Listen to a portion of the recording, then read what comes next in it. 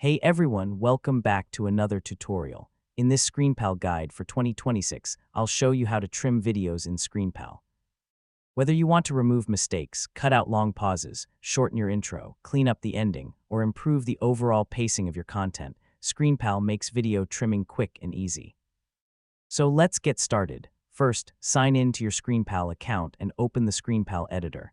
If you've just finished recording a video, it will usually open automatically in the editing workspace.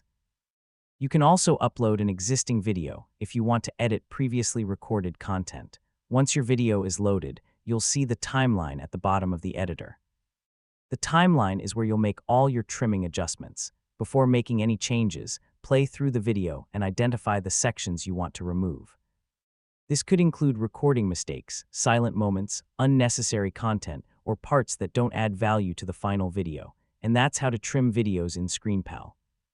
By removing unwanted sections, tightening your content, and improving pacing, you can create cleaner, more professional videos that keep viewers engaged.